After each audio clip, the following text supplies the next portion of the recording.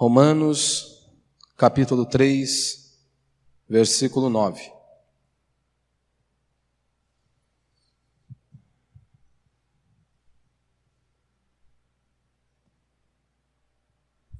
Vamos ler o texto aí.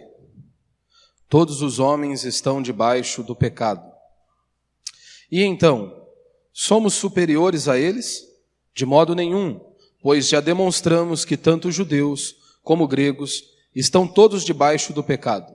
Como está escrito, não há um justo, nenhum sequer. Não há quem entenda, não há quem busque a Deus.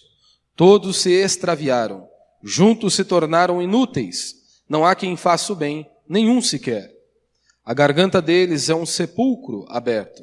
Enganam com a língua, debaixo dos seus lábios há venenos de serpente.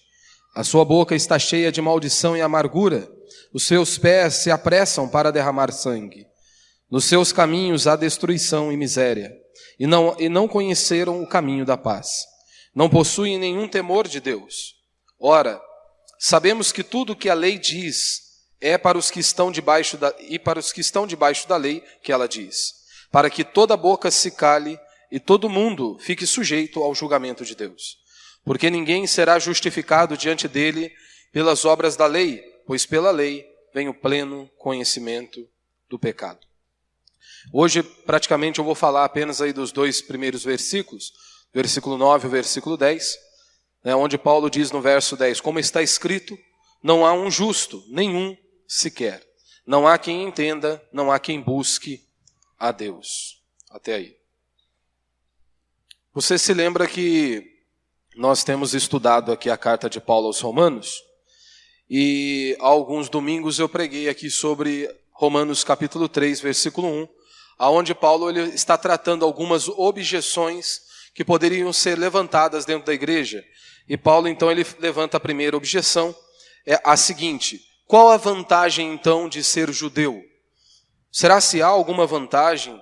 Há alguma utilidade à circuncisão?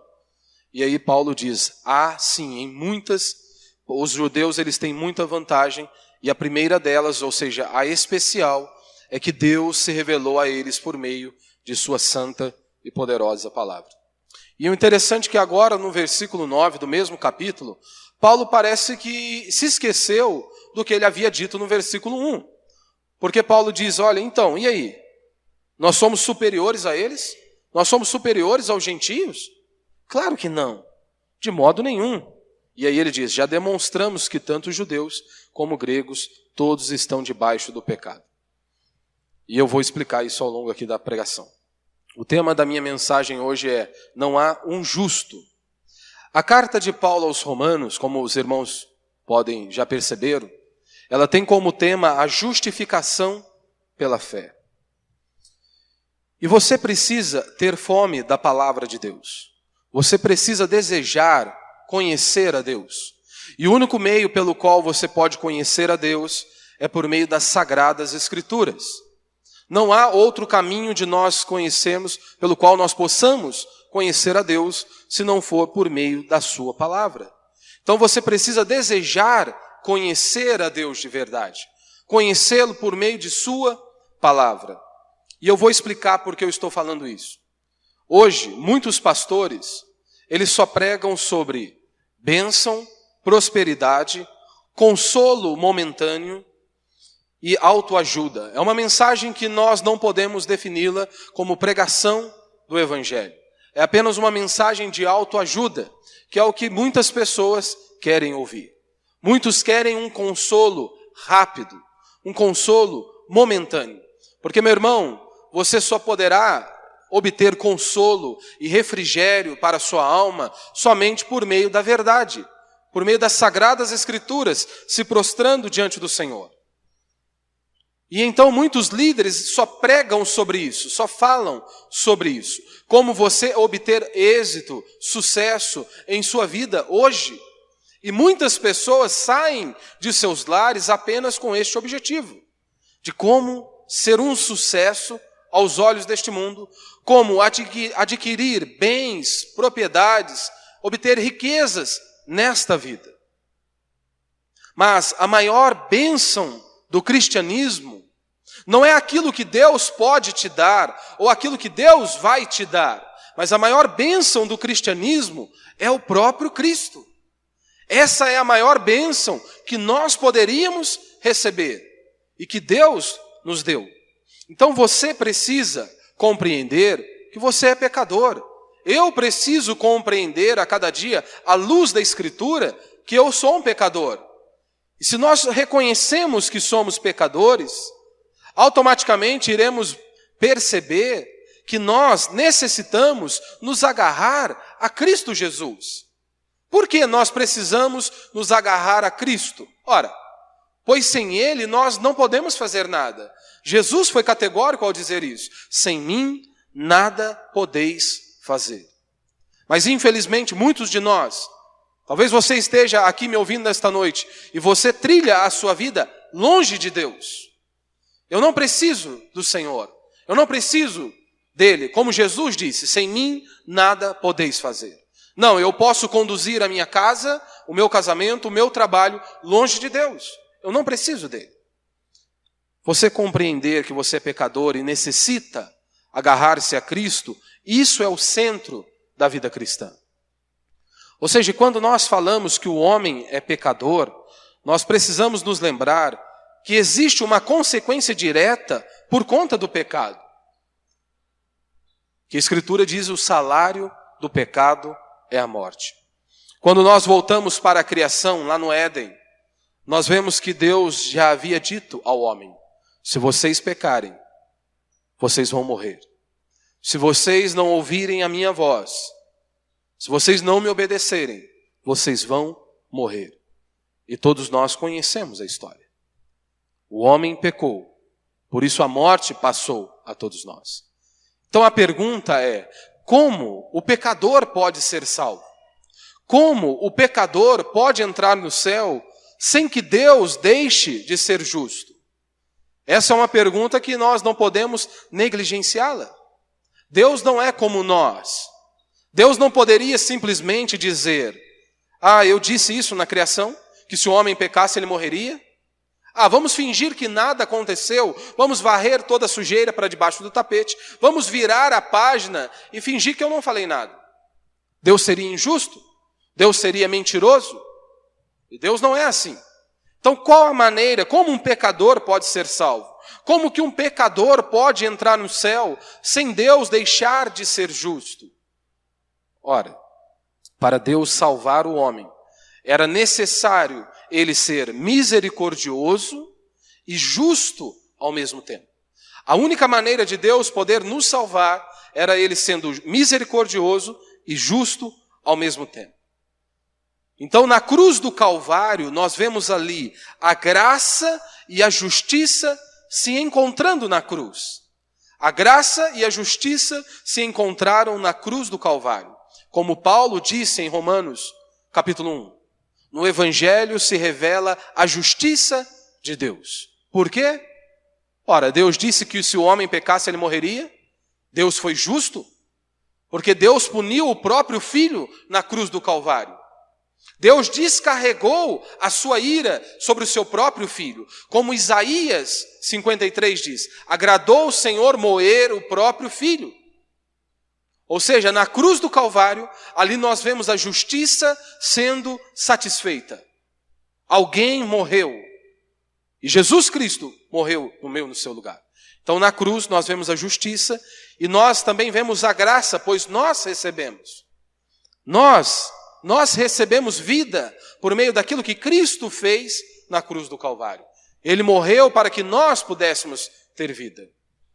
O centro da vida cristã é você compreender isso. Cristo habitando em meu coração. Isso é o centro da vida cristã.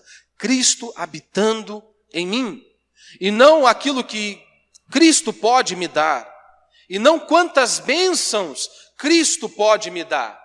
Mas a maior bênção que nós podemos receber é exatamente isso. Cristo habitando em nós. E infelizmente hoje nós percebemos, dentro da comunidade evangélica, dentro da maior parte das igrejas em nosso país, que não há preocupação em cultuar a Deus, em servir a Deus. Como assim, pastor?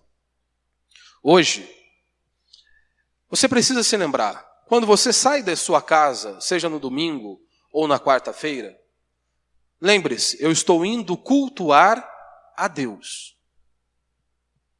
O culto, então, não é para você. O culto não é para mim. Então as canções que nós cantamos não são para nós. Ah, eu não gostei desta canção. Não, a canção não é para você. O culto é para Deus. O culto não é para nós. Então nós viemos juntos celebrar o nosso Deus, o nosso Criador. Então devemos cantar canções que glorifiquem o nome dele, que exaltem o nome do Senhor. Hoje as músicas, os louvores que são cantados em maior parte das igrejas, não são para a glória de Deus, mas são louvores apenas para inflar o ego humano. São canções que estão ali para massagear o seu ego. Ou seja, dizendo que você é a pessoa mais especial do mundo, dizendo que você é uma raridade, dizendo que aquele que não te ajudou, ele vai se arrepender quando você estiver prosperando. São canções que fazem você até mesmo olhar para o seu irmão e desejar o mal para ele. Ou seja, pagar com vingança. Ora, ele me viu passar na prova e não me ajudou? Ah, então ele vai se arrepender quando eu estiver prosperando, ele vai se arrepender quando eu estiver por cima. São canções para inflar o ego do homem. O engraçado é que quando você olha, e são canções que falam apenas de bênçãos, é um hino atrás de outro hino que não fala em engrandecer a Deus, não revelam a grandiosidade, a preciosidade que é o nosso Senhor. Mas são canções que estão dizendo que você vai vencer, que você vai prosperar, que você será uma bênção.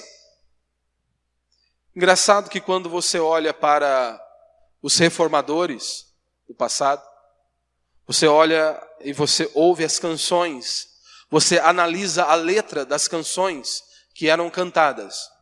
Eram canções mostrando o quanto que o homem é pecador, o quanto que o homem é depravado, o quanto que o homem precisa de Deus. Em nenhum momento você vê ou ouve canções exaltando o homem, mas simplesmente mostrando a sua real condição. Extremamente pecador, corrompido das plantas dos pés ao alto da cabeça.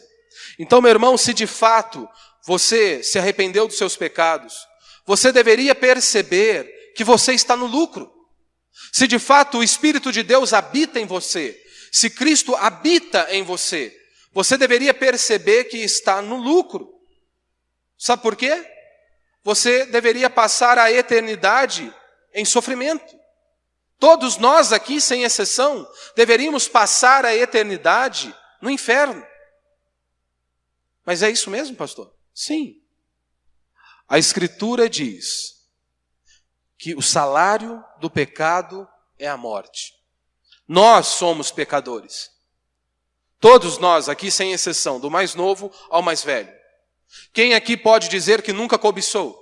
Quem aqui pode dizer que nunca contou uma mentira? Tiago vai dizer o seguinte: se você transgrediu um mandamento de Deus, de sua lei, você está condenado.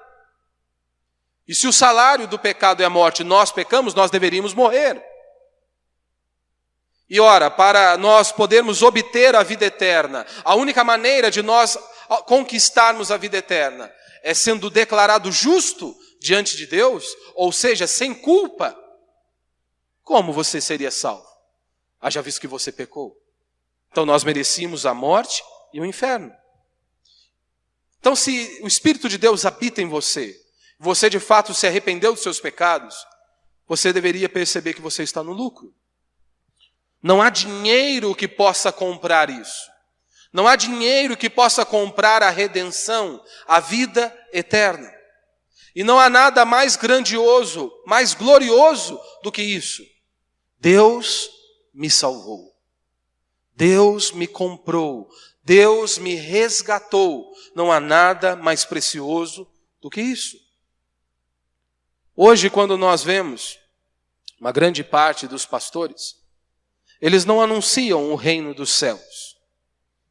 Eles pregam o reino prometido hoje é apenas sobre dinheiro, casa na praia, prosperidade. Esse é o reino que é anunciado. O engraçado é que quando nós olhamos para a Escritura, Para Cristo a mensagem é: arrependei-vos, porque está próximo o reino dos céus. E é justiça, alegria e paz no Espírito Santo. Mas hoje muitos líderes religiosos abrem os seus lábios justamente para prometer um reino de prosperidade, sucesso aos olhos deste mundo. Um reino completamente distante das Sagradas Escrituras. Então hoje, mais uma vez, nós vamos falar sobre justificação pela fé. Por que falar sobre justificação pela fé? Ora, Paulo está sendo enfático ao falar sobre o assunto.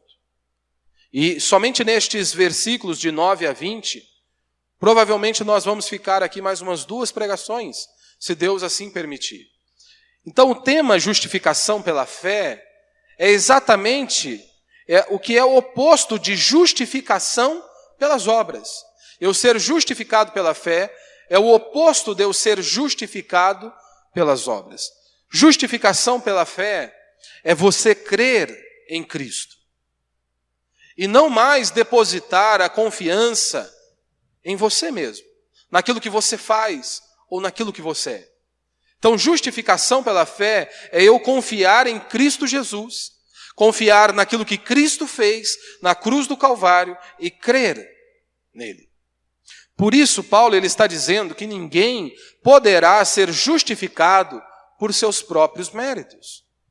E esse é todo o trabalho do apóstolo Paulo ao longo desses capítulos.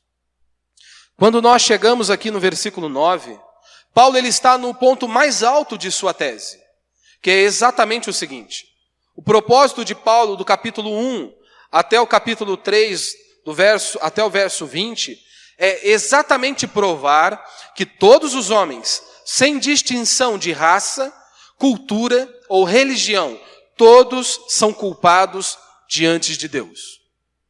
Então, do capítulo 1 até o capítulo 3, versículo 20, é exatamente isso que Paulo está anunciando. O pecado atingiu a todos, sem exceção. E aí no versículo 19 e 20, Paulo diz que no julgamento divino, todos os homens estarão silenciados pela culpa. Ou seja, todos são culpados, sejam judeus ou gentios. Recentemente, quarta-feira, eu preguei sobre a miséria humana, baseado em Isaías capítulo 1. E eu comecei a pregação justamente fazendo uma pergunta: quem é o homem? Quem é o homem? E o meu argumento foi justamente apresentar quem a Bíblia diz que nós somos, em contraste com aquilo que os homens, os intelectuais, dizem que nós somos. Então eu apresentei aquilo que a Escritura diz acerca de nós. E a Escritura diz que todos nós que estamos aqui, a raça humana, todos são depravados, corrompidos, das plantas dos pés ao alto da cabeça. Pastor, eu não creio nisso. Não importa se você acredita ou não. Não importa o que eu acho, mas importa o que a Escritura diz. E é exatamente isso que a Escritura diz, que todos nós somos completamente malignos e depravados, da planta dos pés ao alto da cabeça. E em contrapartida nós temos os homens, os filósofos, os intelectuais, que eles dizem: não, o homem é bom. E isso há uma grande implicação em nossas vidas. Ora, se você crê que o homem é bom, isso te levará a se posicionar de uma maneira. Por exemplo, se o homem é bom, como disse Rousseau, ou seja, o homem não precisa de punição. Rousseau disse que o homem é bom, o que o corrompeu foi a sociedade. Então, se o homem é bom, ele não precisa ser punido, ele não precisa ser disciplinado. O homem precisa apenas receber uma instrução. Mas a Bíblia diz completamente o oposto. A Escritura diz que você é mau, que nós somos malignos, que nós estamos corrompidos por conta do pecado. E se eu vejo e acredito naquilo que a Escritura diz, eu irei seguir um caminho, eu irei tomar algumas posições, como por exemplo, se o homem é mau, ele precisa de punição, ele precisa de disciplina. Hoje, infelizmente, até muitos pais cristãos, eles simplesmente negligenciaram os princípios da palavra de Deus. A Escritura diz que nós devemos criar os nossos filhos na disciplina do Senhor. E muitas vezes a Escritura diz que o pai que retém a vara, ele não ama o seu filho. Então, se eu tenho uma visão correta de quem o homem é, eu irei tomar uma posição, seguirei um caminho. E neste ponto, sobre a definição de quem é o homem, existe uma grande diferença entre o cristianismo bíblico e as demais religiões. Porque neste ponto, quando se trata de quem é o homem, o cristianismo bíblico, ele descreve o homem como um ser completamente maligno e depravado. Já as demais religiões e ideologias, elas descrevem o homem como alguém bom.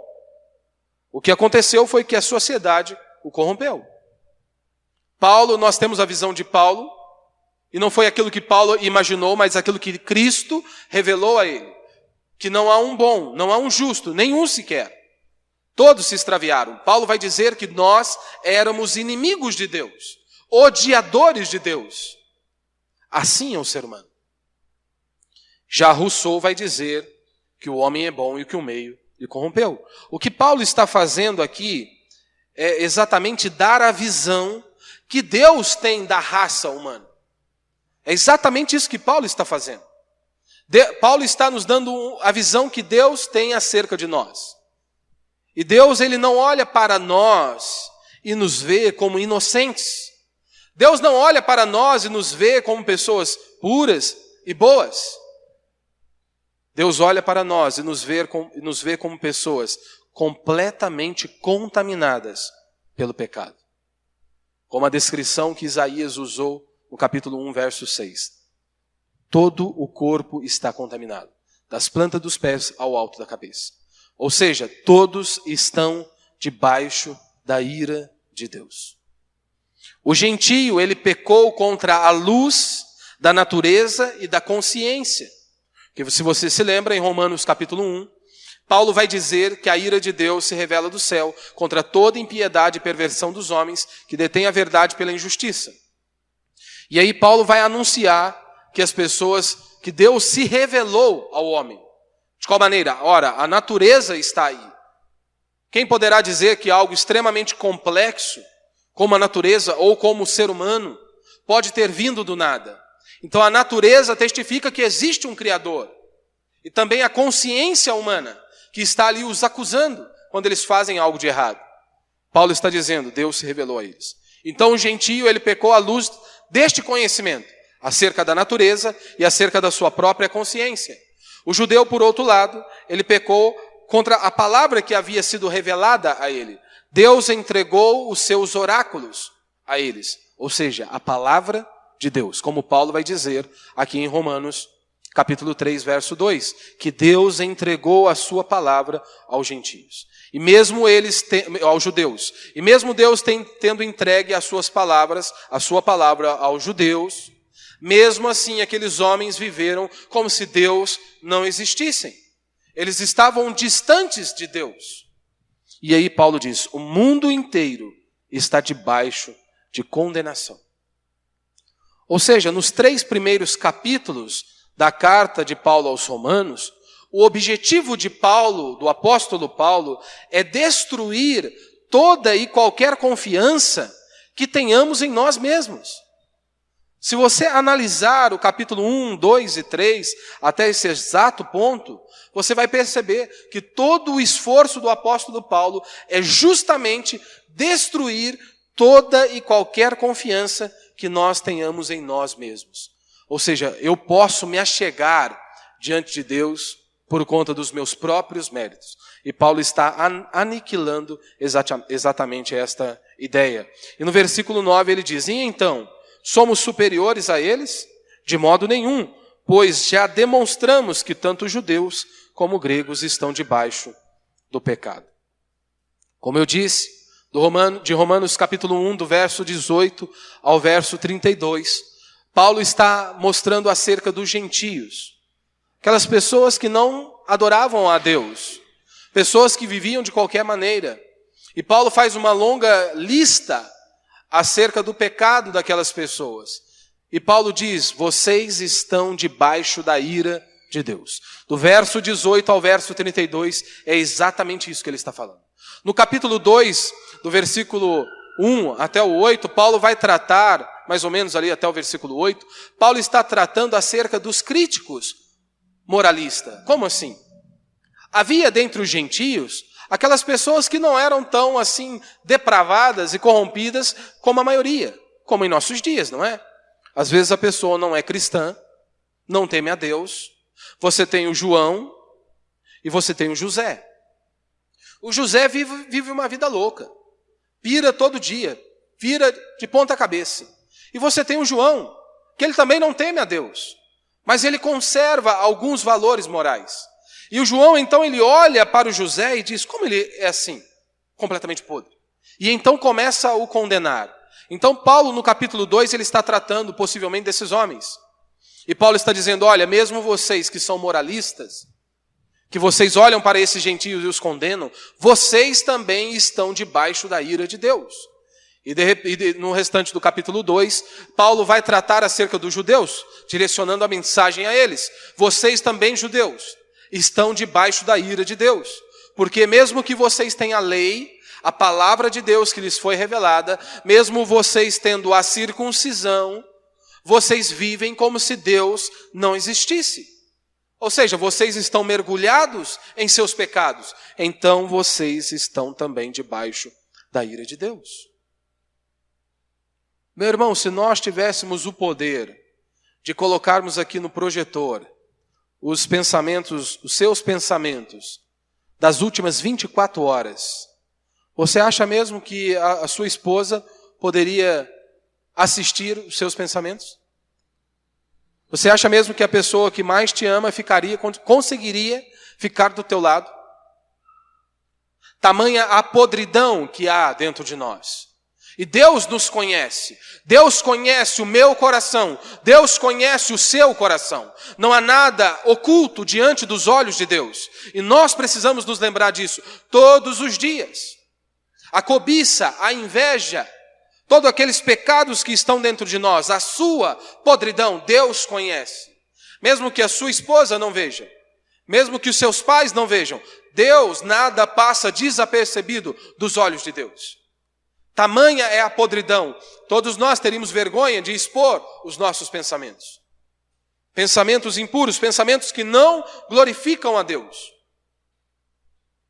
Nós precisamos nos lembrar para quem Paulo está pregando. Para quem Paulo está se dirigindo? Paulo estava se dirigindo aos judeus. Quem eram os judeus, pastor? Judeus eram aquelas pessoas que se consideravam seres espirituais. Aquelas pessoas que temiam a Deus. Pessoas que se consideravam melhores do que os outros. Assim era um judeu.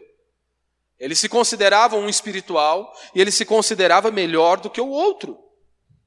Ou seja, o judeu se achava salvo por ter a lei de Deus, por ter a circuncisão. E Paulo está dizendo, vocês judeus também estão condenados, como muitos gentios.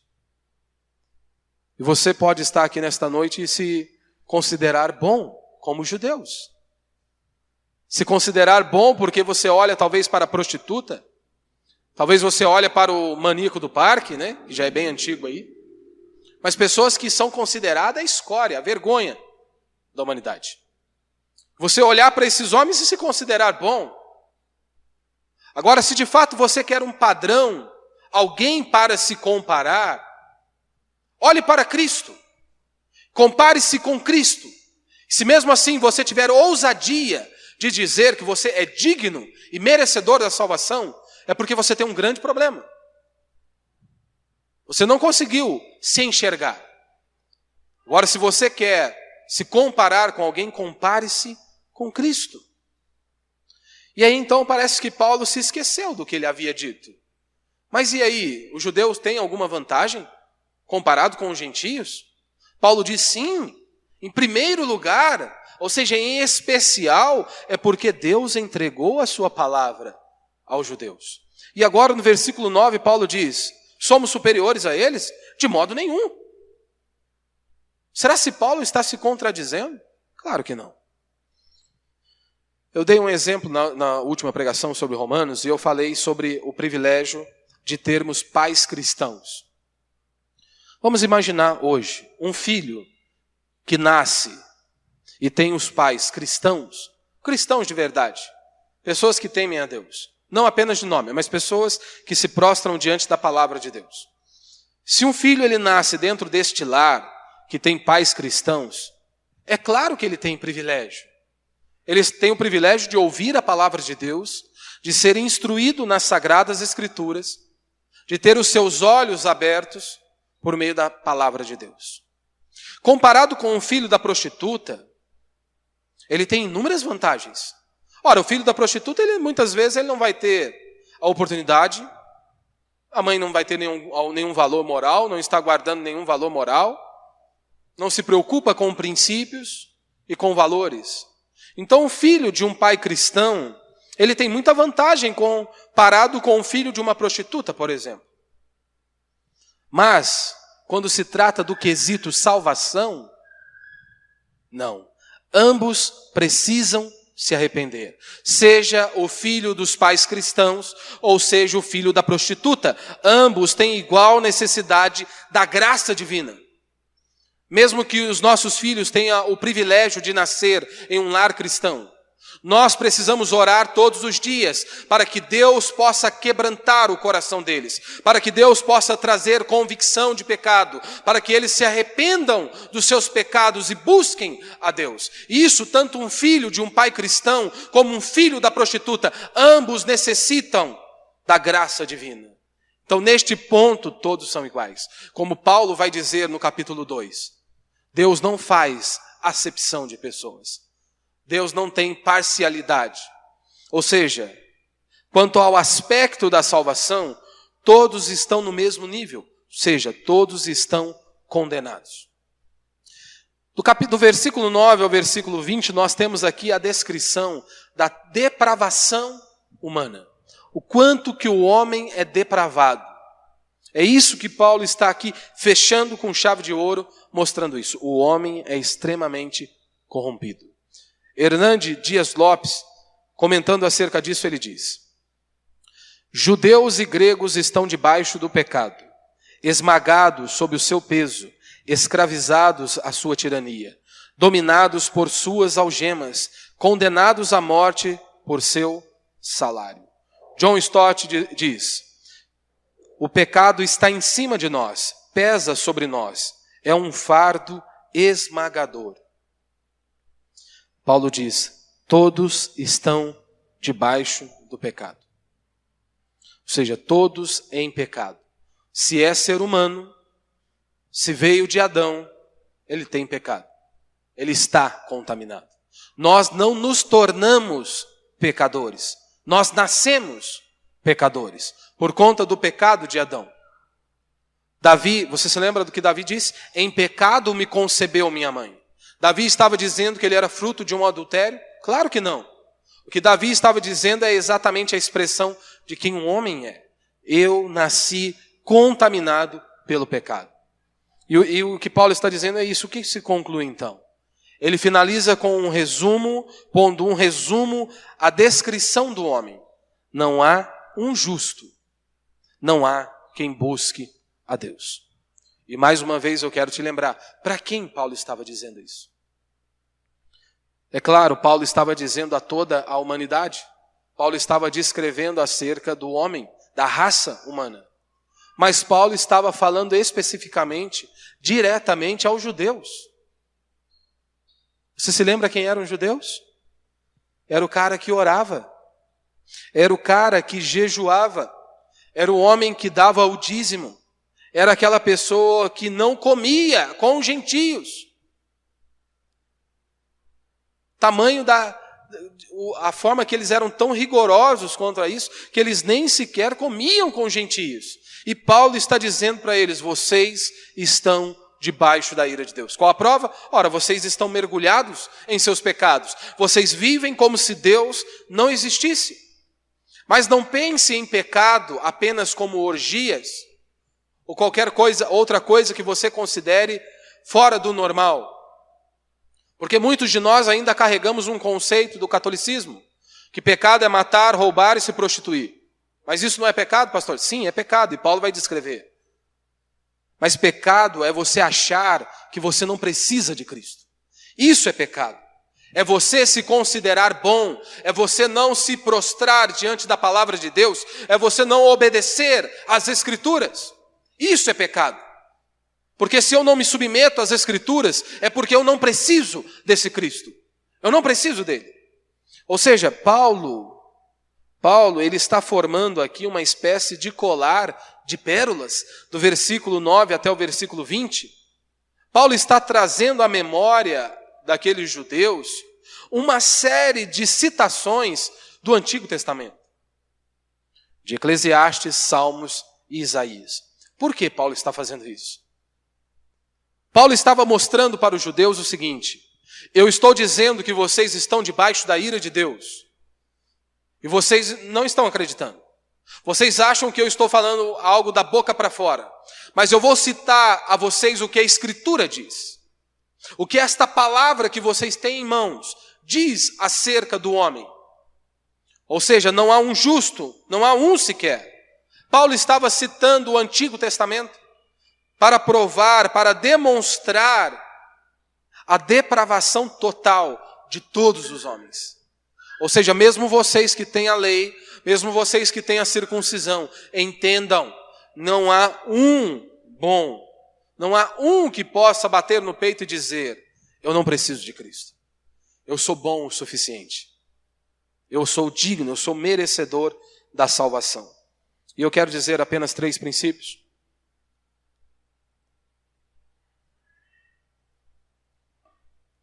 Primeiro não há um justo, como Paulo diz aqui no verso 10.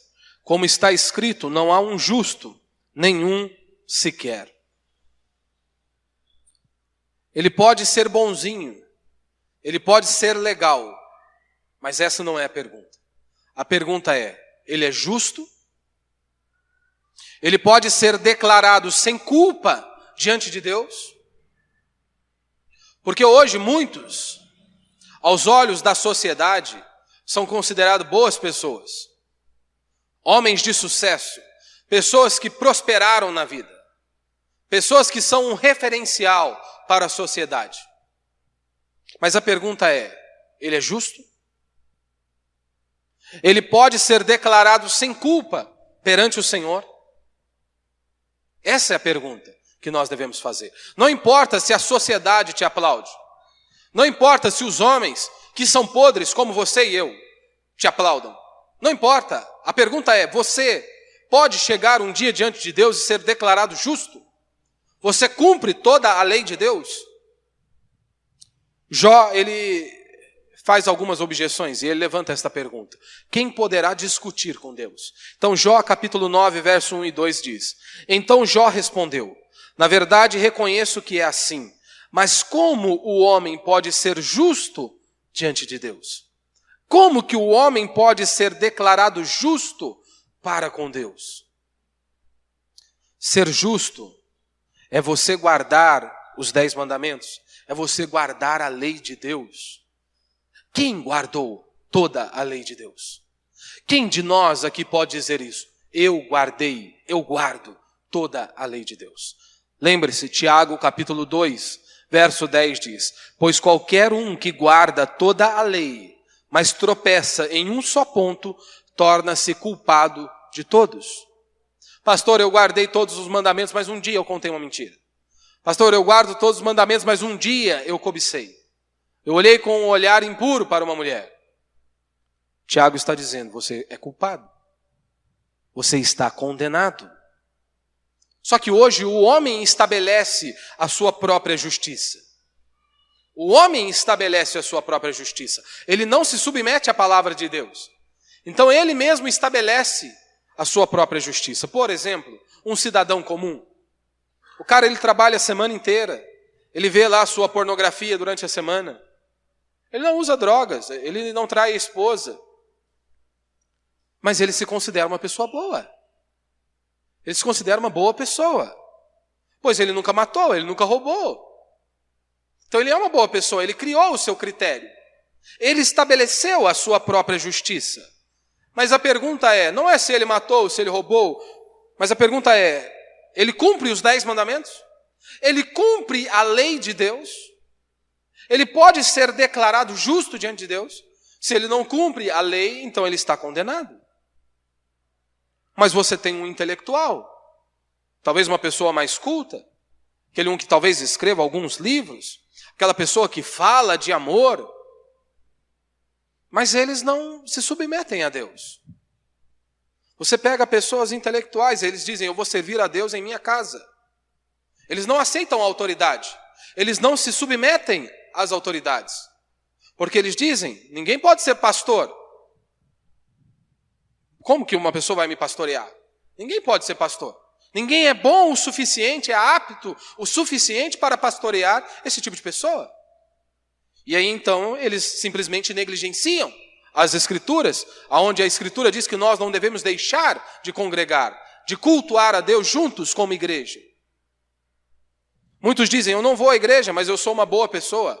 Ok, sem problema. A pergunta é, você guarda os 10 mandamentos? Você cumpre a lei de Deus? Se você não cumpre, você está condenado. Só há 2 meios pelo qual nós podemos ser declarados justos perante Deus. É você cumprindo toda a lei de Deus, ou é você crer em Cristo Jesus. Somente esse caminho. Ou você cumpre toda a lei de Deus, que é algo impossível, e se você pecou um dia, acabou, você está condenado. Ou você crê naquilo que Cristo fez na cruz do Calvário. Ou seja, eu creio que eu sou salvo pelos méritos de Cristo.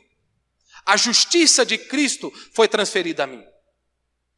E aquele que crê em Cristo, aquele que crê no sacrifício de Cristo, ele vive para a glória de Deus. Ele não conduz a sua vida, a sua casa, o seu casamento da maneira que ele dá na telha. Porque ele sabe, eu fui comprado por ele. Eu fui comprado por Cristo Jesus. Então ele vai viver de maneira que glorifique a Deus, que exalte o nome do Senhor. Ele vai se submeter às Sagradas Escrituras. Meu irmão, se você não se submete às Sagradas Escrituras, não se chame de cristão. Você pode se intitular de qualquer outra coisa, menos cristão. Dê qualquer nome que você queira, menos cristão. Um cristão, ele foi chamado e ele existe para se submeter à palavra de Deus. Queira isso nos agrade ou não, nós fomos chamados para obedecer a Deus.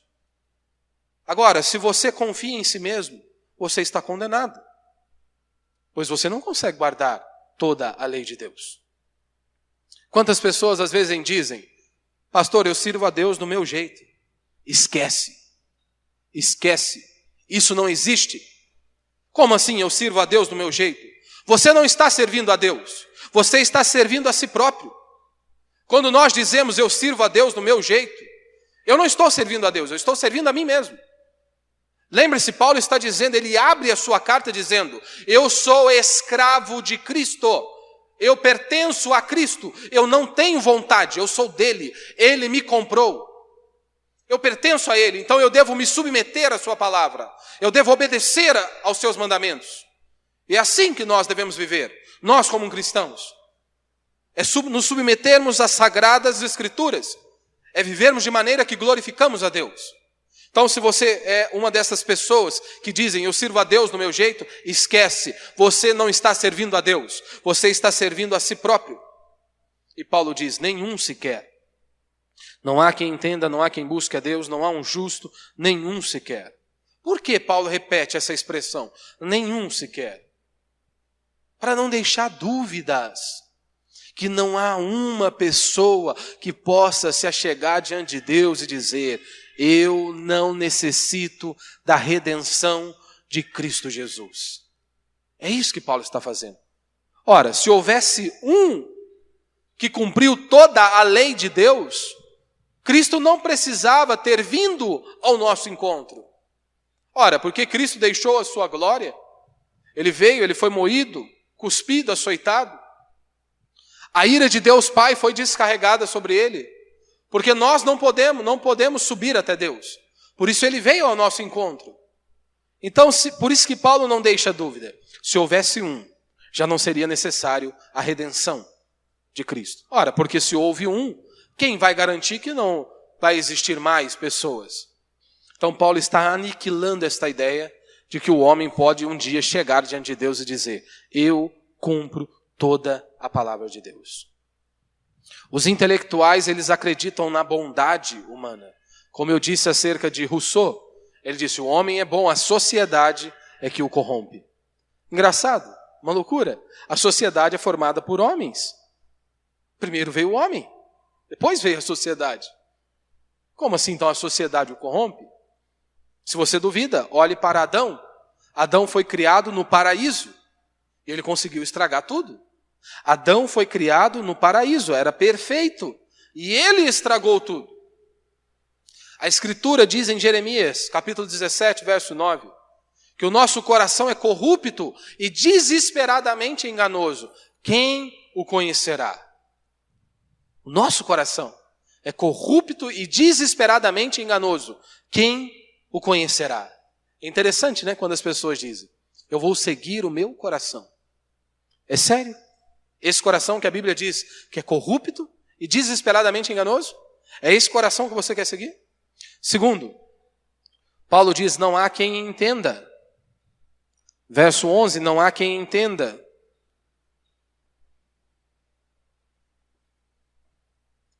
O que é pecado? O que é pecado? É claro que pecado é a transgressão dos mandamentos de Deus, da lei de Deus. Pecado é você não glorificar a Deus. Isso é pecado. Pecado é burrice. Pecado é falta de sabedoria. Como diz aí o salmista no Salmo 14, verso 1. O insensato diz no seu coração: Deus não existe. Todos se corrompem e praticam abominações. Não há quem faça o bem. Provérbios é conhecido como o livro da sabedoria, que declara a sabedoria. Mas e o que é sabedoria? Sabedoria é temer a Deus, como diz Provérbios 1:7. O temor do Senhor é o princípio do conhecimento. O temor do Senhor é o princípio da sabedoria. Os insensatos, porém, desprezam a sabedoria e a instrução. Paulo vai dizer que o homem natural não aceita as coisas do Espírito de Deus, pois lhes são absurdas e não pode entendê-las, pois se compreendem espiritualmente. É burrice tentar se esconder de Deus. E para a gente encerrar, terceiro princípio: não há quem busque a Deus, como Paulo conclui aqui no verso 11, não há quem busque a Deus. Paulo está dizendo isso para os judeus, como eu disse. Aquele homem que orava, jejuava, contribuía financeiramente, e Paulo está dizendo: ninguém busca a Deus. Mas como assim? Ninguém busca a Deus por si próprio. Ninguém. Ah, mas o fulano está ali na igreja, está buscando a Deus. Hoje muitos estão dentro de igrejas, mas não estão buscando a Deus de verdade.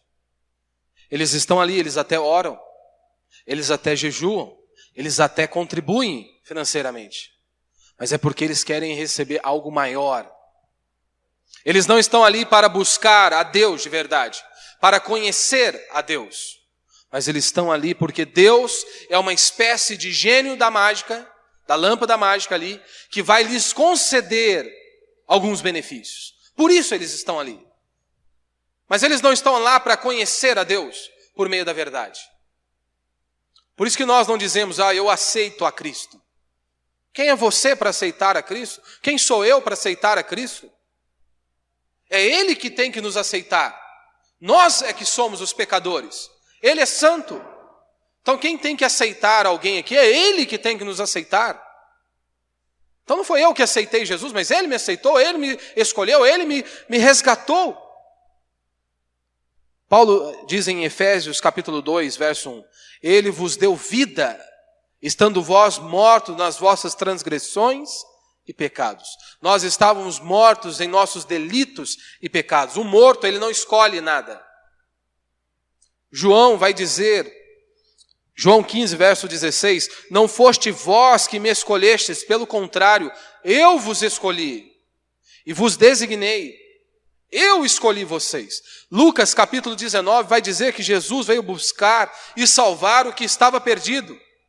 Então nós não dizemos eu encontrei Jesus, não, éramos nós que estávamos perdidos. Ele nos encontrou, Ele nos resgatou.